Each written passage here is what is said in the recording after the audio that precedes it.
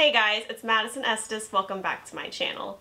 I'm a serious writer and freelance editor. Tony fights enemies in overlapping dimensions, so he's kind of like Doctor Strange, except instead of having a magical amulet or a magical cloak, the magic is in his pants. He pretty much just sexes his enemies to death. Although they do get 3 weeks vacation time, so that's still better than a lot of jobs. I cannot imagine how a person has sex with a house, even a person-sized house.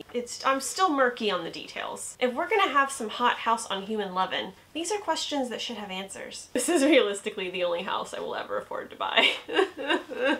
Her shudders shuddered as he stroked her windows. I think I made myself horny. What do you think of me being a house? What do you think, Leo? Aww. Okay, May does not approve of the costume. Leo likes it. Leo wants to jump all over it. This movie has everything. Texas alligators, a barnyard porno, old people sex. She's a horny old lady and her husband, you know, can't do it for her anymore because he has a heart condition. There was some disturbing imagery in this movie. There was a cooked cat, a cooked mom, a story where Charlie is setting fires left and right like she's trying to earn a merit badge in Girl Scouts. Honestly, it's kind of like bringing a chainsaw to a chainsaw fight. Whenever he pulled that chainsaw out of the wall, I was so confused. I was like, what is this film? Yeah, I just don't think that that was the awesome, cool moment that they were going for. Like, who died and made him the sheriff? Okay, now that I think about it, like, the sheriff and the deputy did both just die, so maybe since he was like the only redneck in the vicinity with a shotgun, that just automatically made him the new sheriff. The guy he's suspected of killing is Carl Dixon, a man whose name sounds like a mashup of random Walking Dead characters. Oh my gosh, it's so weird to finally be holding it. That's kind of part of the fun, actually, is that you just don't know what you're grabbing and you don't know what you're going home with, basically.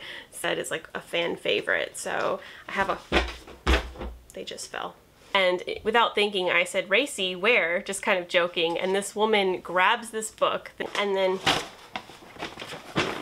I'm sorry, I can't hear you. Oh, I still can't hear you. Probably because this is a banana. Hang on, I have an idea. Can you hear me now? What about now? It's not working. Hello, who is this? 7 days. Mother. Ring ring, hello, it's Purgatory, would you like to accept the charges? It's the grabber's previous victims and they're all trying to give Finney life hacks on how to escape a serial killer. Not that any of them are really qualified to give that advice, but hey, they're trying. Hello, who is this? Still can't hear you. Try again. Poor Lena. All she wanted to do was pull off a little con, impersonate a missing child, and she ended up in a Lifetime movie instead. Because Esther wasn't the real villain in this movie. I mean, other than the fact that she murdered the art teacher and the cop and... Okay, so she was a villain, but she wasn't like the main one. Would you like to get trapped inside this cereal commercial where your only hope of escape lies in waiting inside the pantry for days and days and hoping that the portal opens up back to your world? Do you want more Fruity Fun cereal? Do you want more mother Fruity Fun cereal? Do you want more Fruity Fun cereal? And I did not think that it was gonna get that nasty. Like, the guy is clearly Amish. She's gonna be fine. Like, what's the worst that can happen if you get picked up by an Amish guy? Like, he respects you too much. He takes you back to his community and you get into like a butter churning accident. Today I'm gonna be talking about We're Not Home and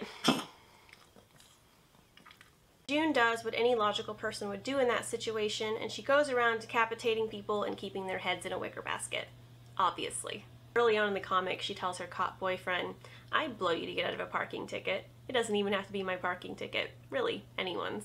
And if that's not a good line to use on your boyfriend, I don't know what is. But every now and then they do an open mic where we don't critique, we just read and vibe, I guess. I don't know. Gather around, children, as I teach you of the old ways.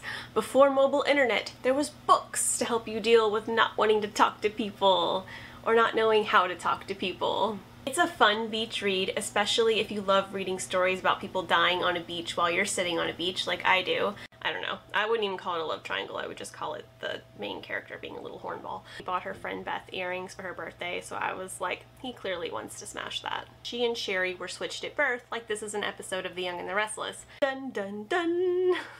And, you know, it's just so heartwarming despite all the murder.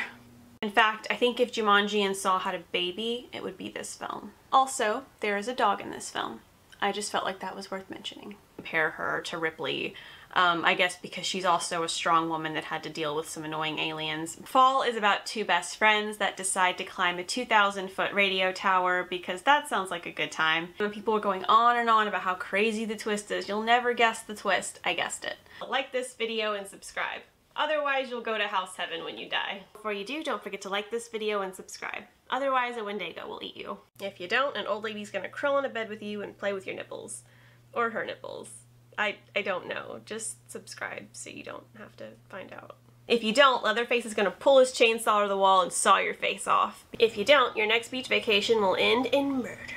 If you don't, Berry Bunny is gonna turn you into a million pieces of fruity fun cereal and then she's gonna feed you to the claymation children. If you don't, you'll die, and you'll end up earthbound, and you'll have to follow around all of your family and friends until you can figure out who murdered you and why. And it's just like a whole thing. If you don't, you're gonna get kidnapped and trapped inside this Hannibal Lecter wannabe knockoff book. If you don't, Gretchen's gonna kidnap you with her magical coochie.